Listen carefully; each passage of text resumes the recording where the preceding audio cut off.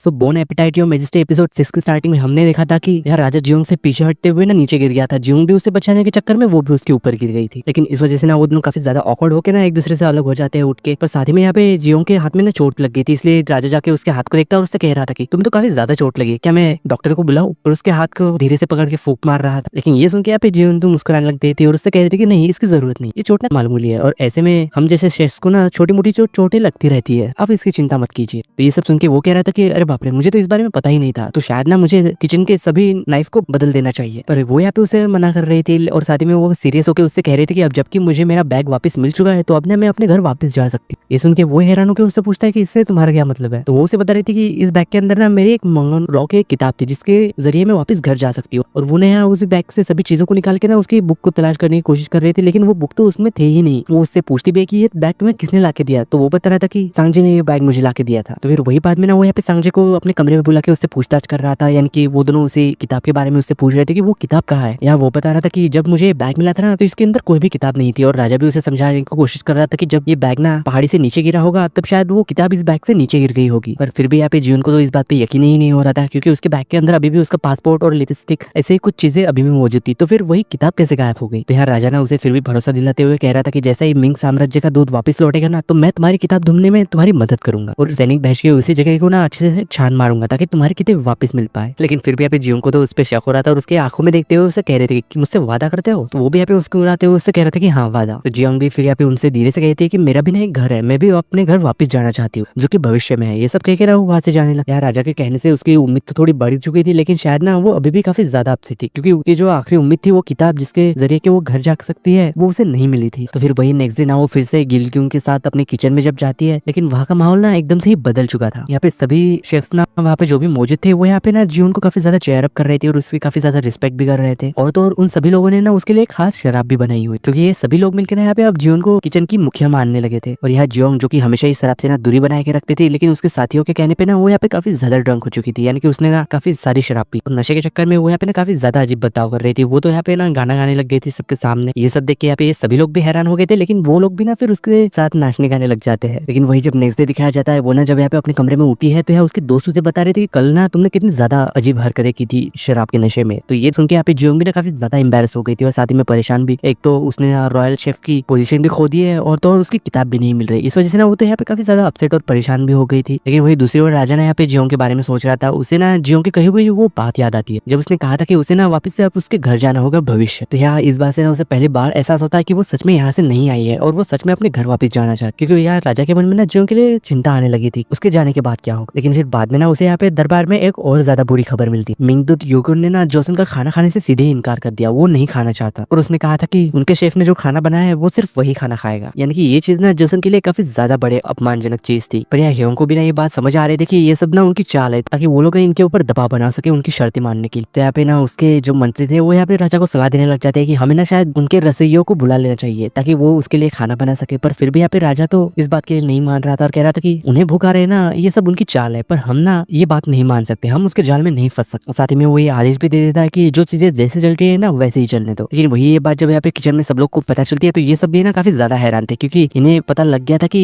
उस राजदूत के साथ ना असल में 3 शेफ्स भी आने वाले हैं जिन्होंने पहले यहाँ के काफी सारे शेफ्स को हरा दिया था। पर यार जियोन को तो लग रहा था कि ये सब ना बकवास है और इन सब चीजों को हल्के में लेते हुए वो यहाँ पे कह रहे थे कि ऐसी दावतों में ना अक्सर खाने से ज्यादा दिखावा होता है। लेकिन वही दूसरी ओर जब यहाँ पे राजा ना उस राजदूत से मिलता है तो यहाँ राजदूत ना अपने 3 शेफ का इंट्रोडक्शन राजा से करवाता है। लेकिन यार राजा भी ना उसे फिर बता रहा था कि मेरे पास भी ना एक ऐसा शेफ है जो कि कमाल का खाना बनाता है, आप ना उसका खाना चख के ना पागल हो जाओ। यानी कि इस तरह से इन दोनों के बीच में ना एक खाने की कंपटीशन स्टार्ट हो चुकी थी और वही यहाँ पे जियोंग भी ना इस चुनौती के लिए एक काफी अलग से डिश तैयार करने की प्लान करती, यानी कि वो एक फ्रांस की मिठाई बनाने वाली थी। लेकिन इस जमाने में उस समय के इंग्रेडिएंट्स तो मौजूद नहीं थे, इसलिए वो ना यहाँ जो कुछ भी इंग्रेडिएंट्स मिले हैं ना उन्हीं की वजह से वो मिठाई बनाने लग जाती है। जब उसके यहाँ पे डिश बन गई थी ना तो वो जाके उन लोगों को परोसती और कह रहे थे कि मीठी चीज ना किसी का भी दिल खुश कर सकती है। यहाँ की एक असल में चाल है जियोंग की उस राजदूत का दिल जीतने की, ताकि वो लोग ना इनके ऊपर कोई भी प्रेशर ना बना पाए। पर साथ ही में यहाँ पे वो राजदूत ना राजा से पूछता है कि इस प्रतियोगिता में आप क्या दाव पे लगा रहे हो। तो ये सुन के राजा सीधे ही कह देता है कि अगर मैं हार गया तो हम ना आपकी शर्तों को मान लें, लेकिन अगर आप हार गए ना तो आपको भी हमारी कुछ बातें माननी होगी। तो यहाँ पे वो राजदूत ना अपने ओवर कॉन्फिडेंस में उसकी ना सारी शर्तें मान गया था, यानी कि ये सिर्फ अब खाने का कंपटीशन नहीं रह गया था बल्कि दोनों देशों की इज्जत और मान सम्मान का सवाल बन चुका था। तो फिर जब यहाँ पे खाने का समय आता है तो ये जब यहाँ पे वो जियोंग की बनाई हुई डिश को देखते हैं तो ये देख के ना वो शॉक थे, क्योंकि क्योंकि उन्होंने ना आज से पहले ऐसी कोई भी चीज नहीं देखी थी। तो जैसे ही वो लोग ना उसके बनाई हुई मिठाई को टेस्ट करते हैं तो वो ना काफी ज्यादा हैरान थे, क्योंकि वो मिठाई ना सच में काफी ज्यादा टेस्टी थी उनके लिए। और उससे पूछ भी रहा था कि ये सारी चीजें बनाई किस पे। यहाँ पे इस बात सुन के राजा भी खुश हो गया था और वो ना खुशी खुशी यहाँ पे जून का इंट्रोडक्शन उससे करवाता है। तो यहाँ वो राजदूत ना जून से तो काफी ज्यादा इंप्रेस हो गया था और वो ना यहाँ पे एक और खतरनाक शर्त उनके सामने रखता है, यानी कि अब जो कोई भी हारेगा ना उसे ना दूसरे देश की सारी ही बातें माननी होगी। यार ज्योंग ना ये बात तो जानता था कि ये सारी ना ये सब उसके चाल है हमें फंसाने के लिए, लेकिन फिर भी यहाँ पे उसे तो जून के ऊपर काफी ज्यादा भरोसा था, इसलिए वो ना यहाँ पे मान गया था। पर फिर भी यहाँ पे ये बात सुन के जून को तो बिल्कुल भी अच्छी नहीं लगी थी और वो ना यहाँ पे काफी ज्यादा गुस्सा हो गई थी। पर फिर भी वो यहाँ पे शांत हो के बाद में ह्योन से उससे पूछती हुई कि तुमने इतनी बड़ी शर्त जो मान ली, तुम्हें ऐसा नहीं करना चाहिए। तो यार राजा तो उसे समझाने लग गया था कि कभी कभी राजनीति में ना ऐसे चीजें करनी पड़ती और खाना बनाना भी एक तरह की राजनीति ही है और मुझे पता है कि तुमने ये कर लोगी। और साथ ही में उसे याद दिलाता है कि अब ना तुम जोसुन की एक मेन हेड शेफ हो और तुम्हें ना खाना बनाना ही होगा, क्योंकि अब ना देश की इज्जत तुम्हारे हाथों में। साथ ही में वो यहाँ पे उससे ये भी कहता है कि अगर तुम ये शर्त जीत गई ना तो मैं ना खुद जाके तुम्हारी उस किताब को ढूंढने की कोशिश करूंगा और तुम्हें वापस से भविष्य में भेजूं। पर अगर तुम हार गई ना तो तुम्हें मौत की सजा मिलेगी। ये देख के ना यहाँ पे जून तो और भी ज्यादा शॉक हो गई थी और ऐसी सिचुएशन में अब वो फंस चुकी थी जहाँ की उसे ना हारने का कोई चांस ही नहीं था, यानी कि अब उसके ऊपर इस देश की इज्जत ही नहीं बल्कि उसके साथ ही उसके घर वापस जाने की उम्मीद भी टिकी हुई थी। लेकिन वही ये बात जब यहाँ पे उसकी दादी को पता चलती है तो वो ना सीधे ही महाराज को एक पत्र लिखती है। और वही दूसरी ओर मोकजू जो कि राजा की वाइफ है और साथ ही में यहाँ पे जेसांग भी था, जो कि ये दोनों मिलकर ना जियोंग की बनाई हुई डिश को चखते हैं। तो ये दोनों भी ना काफी ज्यादा हैरान थे कि वो ऐसी कैसे डिश बना सकती है, ये डिश कितनी ज्यादा अच्छी। और साथ ही में उसके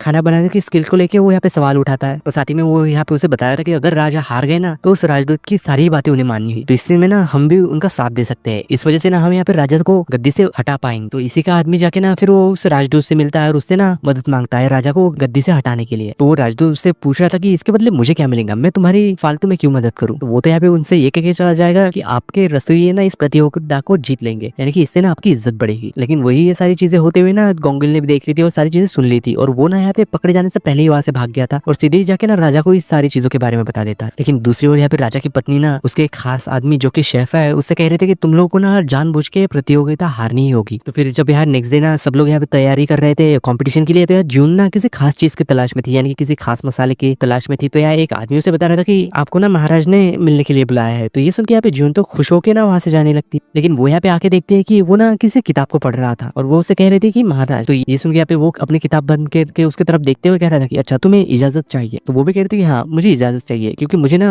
कंपटीशन जीतने के लिए एक नए मसाले की तलाश है जो कि मुझे वहीं पे मिल सकता है। यहाँ पे राजा तो सीधे ही कह देता है ठीक है तुम वहाँ अकेले नहीं जा सकती, मैं तुम्हारे साथ चलूंगा, क्योंकि महल से बाहर सिर्फ किसी किचन के काम के लिए बाहर निकलना ये बिल्कुल भी बर्दाश्त नहीं किया जाएगा। इसी चीज को लेकर यहाँ पे इन दोनों के बीच में तो बहस होने लग जाती है। पर फिर भी यहाँ पे राजा तो सीधे ही उससे कह देता है कि तुम अकेले नहीं जा सकती। वो भी कह रहे थे कि खाना बनाने के लिए मैं कुछ भी कर सकता, पर फिर भी वो यहाँ पे ना उससे बहस में नहीं जीत पाती थी और काफी ज्यादा परेशान भी हो गई थी। और साथ ही में ना उसके पास कोई नए अच्छे कपड़े भी नहीं थे। और तो यहाँ पे राजा भी ना अपनी जिद पे अड़ा हुआ था, कह रहा था कि तुम्हें ना आम लोगों की तरह दिखना होगा, यानी कि एकदम नॉर्मल कपड़े पहन के बाहर जाना होगा। तो वो भी कह रहे थे कि मेरे पास तो कपड़े ही नहीं है, मेरी दोस्त के कपड़े हैं जो कि काफी ज्यादा पुराने हैं, क्या वो चलेंगे। तो वो कह रहा था कि अरे बाप रे तुम्हारा क्या होगा। और वो ना उसे अपने साथ ले गया था दरबार के अंदर और उसे ना काफी सारे कपड़े दिखाता है। फिर जियोंग ना फिर एक एक करके सभी कपड़ों को ट्राई करके देखती है, लेकिन उसे ना कोई भी पसंद नहीं आ रहा था, यानी कि राजा को एक भी कपड़े पसंद नहीं आ रहे थे। लेकिन कुछ देर बाद ना जब वो एक ऐसा ड्रेस पहनती है जो देख के ना यहाँ पे ह्योंग भी काफी ज्यादा हैरान था, क्योंकि उसे ना वो इस ड्रेस में काफी ज्यादा अच्छी लग रही थी। और ये सब देख के यहाँ पे जियोंग भी मुस्कुरा रही थी और सभी लोग यहाँ पे ये चीजें देख के समझ गए थे कि राजा ना शायद जियोंग को पसंद करने लगा है। तो फिर बाद में ना ये लोग बिल्कुल आम इंसानों की तरह भीड़ में इधर उधर टहल रहे थे और यहाँ राजा भी ना एकदम आम इंसान जैसा लग रहा था। और साथ ही में यहाँ पे जून भी काफी ज्यादा खुश थी और बाजार में से यहाँ पे राजा ना जून के लिए काफी सारी चीजें खरीदता है। तो इसके बदले यहाँ पे जून भी ना राजा के लिए एक फूल लेती है और फिर वो लोग ना जाके एक जगह पे मिर्ची दे देती है, मिर्ची का पाउडर बनाने के लिए। और साथ ही में वो यार एक ना ब्रेसलेट बिकते हैं और ये ब्रेसलेट असल में वही था जो कि उसकी वो किताब पे लगा हुआ यहाँ उस बाजार में। साथ ही में काफी ज्यादा भीड़ थी, तो इसी चक्कर में यहाँ पे जून जब गिरने ही वाली थी कि यहाँ पे राजा आके ना उसे पकड़ लेता है। तो इसी चक्कर में यहाँ पे राजा के हाथ से ना सभी फूल नीचे गिर गए थे।